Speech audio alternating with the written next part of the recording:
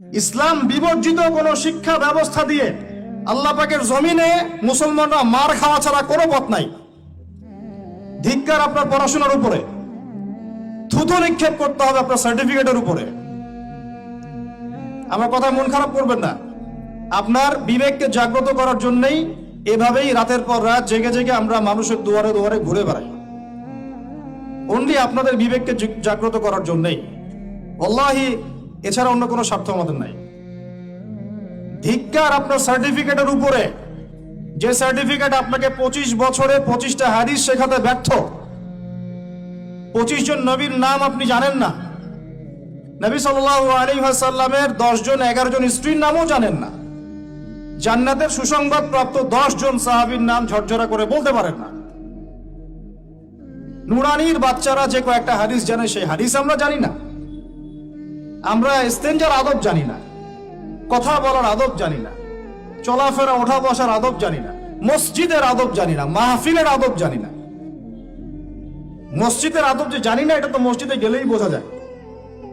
নামাজের ফরজ, নামাজের ওয়াজিব, নামাজের সুন্নাহ, মুস্তাহাব, এগুলো আমরা জানি না। অনেকে ওযু ঠিক মতো করতে পারি না। 25টা বছর আপনি শিক্ষা অর্জন করেছেন। আদতে 25 বছরে আপনি কোনো বিজ্ঞানীও হন নাই, কোনো দার্শনিকও হন নাই। আদতে আপনি কোনো শিক্ষা অর্জন করে পলিটিক্যাল লিডার হন নাই, অর্থনীতিবিদও হতে পারছেন না। প্রযুক্তি ধার করে আনতে হচ্ছে, অর্থনীতি ধার করে আনতে হচ্ছে, রাজনৈতিক মতবাদগুলো পশ্চিম থেকে ধার করে আনতে হচ্ছে, সামাজিক মতবাদগুলো পশ্চিমা সেই গ্রিক দর্শন থেকে আবার নতুন করে নবায়ন করা হচ্ছে। শিক্ষা নীতির জন্য বাইরের দিকে তাকায় থাকতে হচ্ছে। আদতে না আপনি এখানে বিজ্ঞানী হচ্ছেন, না আপনি এখানে অর্থনীতিবিদ হচ্ছেন, না কোনো দার্শনিক হচ্ছেন।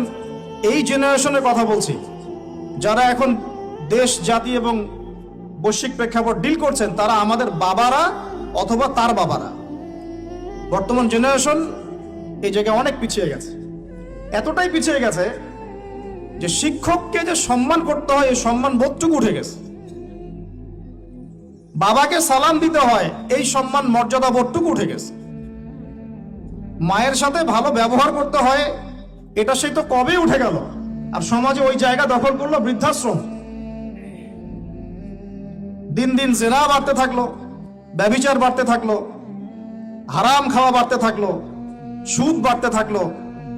ডিগ্রি অর্জন করে এসে ঘুষ খাচ্ছেন, পিএইচডি করে এসে দুর্নীতি করছেন, একজন ডক্টর হয়ে কসাই হয়ে গেলেন, ইঞ্জিনিয়ার হয়ে চোর হয়ে গেলেন।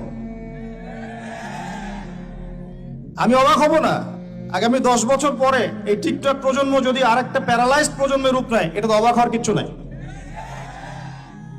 25 বছর আমি চ্যালেঞ্জ করছি আপনাদেরকে, 25 বছর পড়েছেন, আমাকে ছোট ছোট 25টা সূরা শোনাতে পারবেন না। আর 25টা সূরার অর্থ যদি জিজ্ঞাসা করে, প্যান্ট গিলা হয়ে যাবে।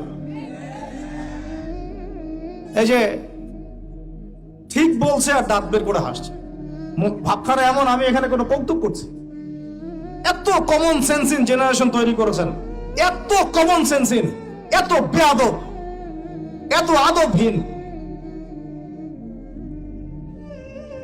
আপনি কি সার্টিফিকেট দিয়ে শিক্ষাকে মূল্যায়ন করছেন? যেখানে আল্লাহ এবং তার রাসূলের কথা হয়, সিরিয়াস কথা হয়, সিরিয়াস কথাকেও হাসির কথা মনে করে। জিনার আলোচনা হলে দাঁত কেলিয়ে হাসে। এই জেনারেশনের 15 থেকে 20 বছরের ছেলেমেয়েরা এমন কোনো পাপ নাই এখন করে না, এমন কোনো পাপ নাই। মাদক থেকে শুরু করে মেয়ের স্বাদ ভোগ করা পর্যন্ত এভরি সিঙ্গেল থিং তারা তো করে ফেলেছে। আপনারই ছেলে, আপনারই মেয়ে, আমারই ভাই, আমারই বোন। আর এই জেনারেশনকে নবী সাল্লাল্লাহু আলাইহি ওয়াসাল্লাম, সাহাবায়ে কেরাম, তাবেঈন ইজম, 4 ইমাম, মুসলিম উম্মার বীরত্বের ইতিহাস, সালাউদ্দিন আইয়ুবী রাহিমাহুল্লাহ, নুরউদ্দিন জঙ্গি, মুহাম্মদ বিন কাসিম, তারিক বিন জিয়াদ, এই নামই তারা জানে না। এই নামই জানে না তারা। তারা জানেই না ভারতবর্ষে ইসলাম কে নিয়ে আসছে, বিন কাসিমের হিস্ট্রি কি, তারিক বিন জিয়াদের হিস্ট্রি কি, নুরউদ্দিন জঙ্গির হিস্ট্রি কি, এই জেরুজালেম বাইতুল মুকাদ্দাসের ইতিহাস কি, কিভাবে এটা ওদের হাতে চলে গেল, এটা কাদের ছিল, সাহাবীদের যুগ কেমন ছিল, নবীর যুগ ইসলাম কেমন ছিল, 4 ইমাম কি মেহনত করে গিয়েছেন, সালফে সালেহিন কোন পথ রেখে গিয়েছেন কিচ্ছু জানে না, অ্যাবসলিউটলি নাথিং। বিগত 30 থেকে 40 বছরে আমরা এই জেনারেশনটা তৈরি করেছি। বাট অফকোর্স তারা ক্রিকেটারদের নাম জানে, ফুটবলারদের নাম জানে, গায়ক গায়িকাদের নাম জানে, নায়ক নায়িকাদের নাম জানে। আফসোস, এই জেনারেশনটার জন্য আফসোস। অথচ আমাদেরই ভাই, আমাদেরই বোন, আপনি পৃথিবী থেকে চলে গেলে রব্বির হামহুমা কামা রাব্বায়ানি সগীরাও বিশুদ্ধ করে পড়তে পারবে কিনা সন্দেহ আছে। দোয়া করে রব্বির হামহুমা কামা রাব্বায়ানি সাগীরা। এই একটা বাক্যের মধ্যেই 5টা-6টা ভুল হলো। বলে রাব্বির হামহুমা কামা রাব্বায়ানি সাগীরা, এভাবে বলে আপনার ছেলে।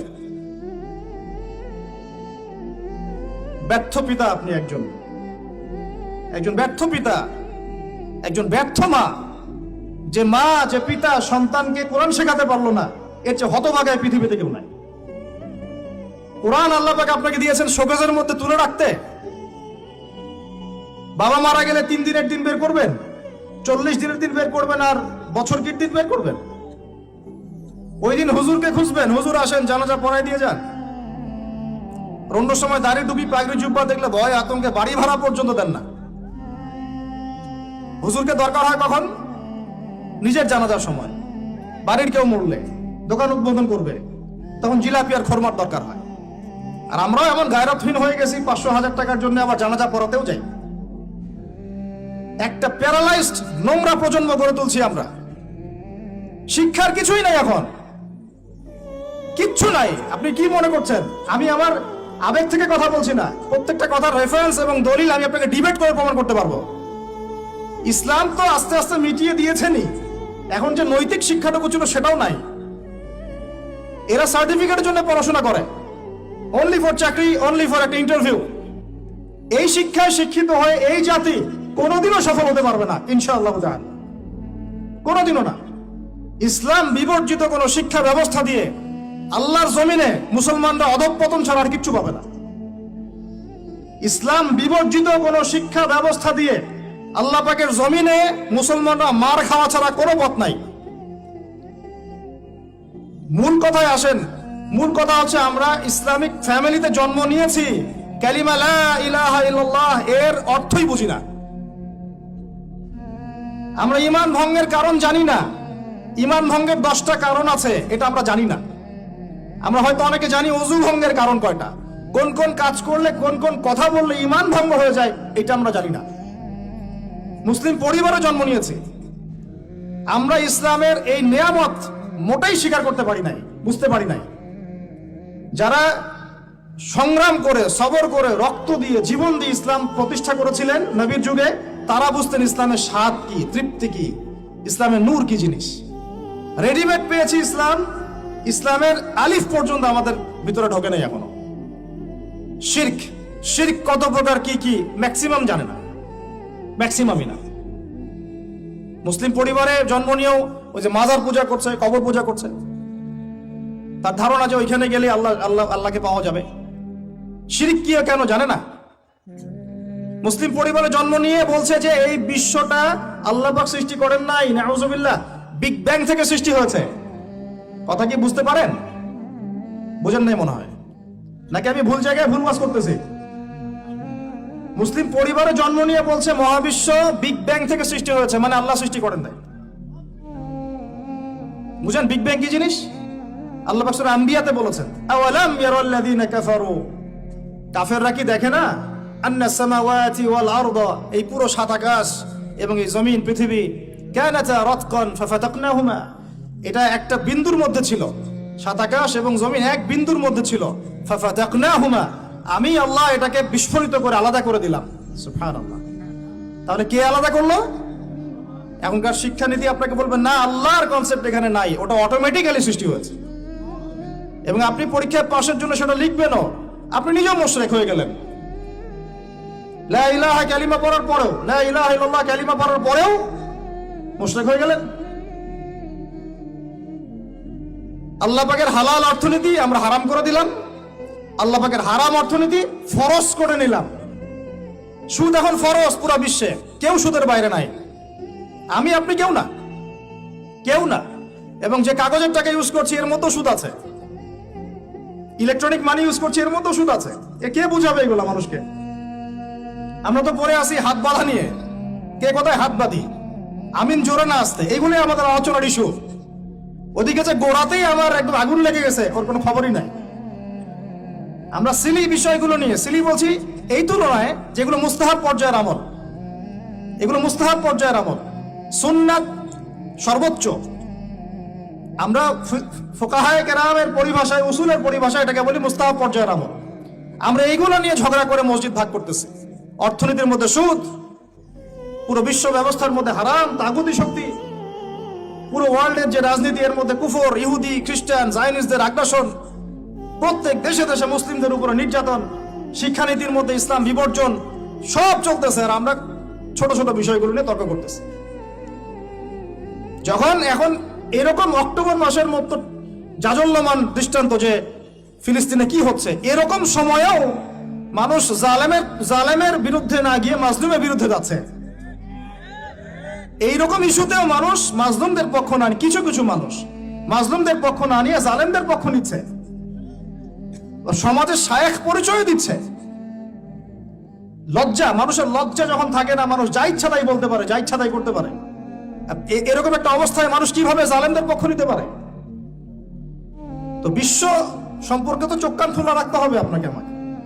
মূল সমস্যাটা হচ্ছে এইগুলাই, আমরা মুসলিম পরিবারে জন্ম নিয়েছি ঠিকই, ইসলাম কি ভাই বুঝি না, শিরক কি ও কেন, কত প্রকার কি কি জানি না, তাওহীদ কত প্রকার কি কি বুঝি না, তাওহীদ রুবুবিয়্যাহ এই শব্দটা আপনার সিলেবাসেই নাই। 25 বছর পড়াশোনা করছেন, তাওহীদ রুবুবিয়্যাহ শিখেছেন? তাওহীদ উলুহিয়্যাহ এই শব্দই নেই আপনার বইয়ের মধ্যে। তাওহীদ আসমা ও সিফাত এই শব্দটাই নাই। এখন তো এই বইটাই নাই, বাতিল, অপশনাল সাবজেক্ট। সায়েন্সের মধ্যে নাই, কমার্সের মধ্যে নাই, আর্টসের মধ্যে অপশনাল সাবজেক্ট। আল্লাহর গজব ডেকে নিয়ে আসতেছেন আপনারা। আল্লাহর গজব, ওয়াল্লাহি আল্লাহর কসম করে বলতেছে, আল্লাহ পাকের গজব আপনারা জোর করে ডেকে নিয়ে আসতেছেন। এই সমকামিতাকে প্রমোট করে, ট্রান্সজেন্ডারকে প্রমোট করে, শিক্ষা থেকে ইসলামকে বাদ দিতে দিতে, সুদ ভিত্তিক অর্থনৈতিক ব্যবস্থার মধ্য দিয়ে, পশ্চিমাদের আনুগত্যের মধ্য দিয়ে আল্লাহ পাকের গজব জোর করে টেনে আনতেছেন আপনারা।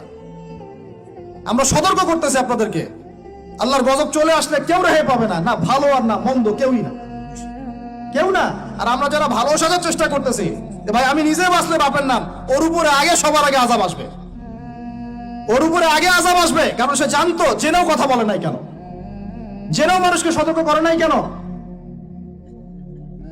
আমি কথাগুলো খুব ক্ষোভ থেকে বলতেছি, কারণ এগুলো দেখতে দেখতে দেখতে দেখতে আর সহ্য করতে পারতেছি না। কুলু কওলান সাদীদা, একদম স্বচ্ছ সোজা কথা বলো, যাতে মানুষ, আমার ভাই আপনারা সত্য মিথ্যা চিনে নিতে পারে। যখন উম্মতের উপর যখন কোনো পরীক্ষা আসে, ভালো করে বোঝেন, উম্মার উপর যখন কোনো পরীক্ষা আসে, যখন আপদ বিপদ বিপর্যয় আসে, ওই সময় আপনি চিনতে পারবেন কে প্রকৃত কাফের, কে জালেম, কে মুনাফিক, আর কে প্রকৃত মুমিন। কথা বোঝা যাচ্ছে? এখন সেই অবস্থা চলতেছে। মুসলিম পরিবারে জন্ম নিয়েছেন ভাই, তাওহীদ শিখতে হবে কিনা? তাওহীদ 3 প্রকার, রুবুবিয়্যাত, উলুহিয়্যাত, আসমা ও সিফাত। আরেকদিন আপনাকে বোঝাবো ইনশাআল্লাহ। শিরক 3 ভাবে হয়, একই ভাবে। শিরক আকীদায় হয়, শিরক আমলে হয়, শিরক কথা কাজে হয়, শিরক চিন্তায় হয়, শিরক আপনার আসমা সিফাতেও হয়, অনেকভাবে হয়, কথায় হয়, কাজে হয়, চিন্তায় হয়, ইত্যাদি।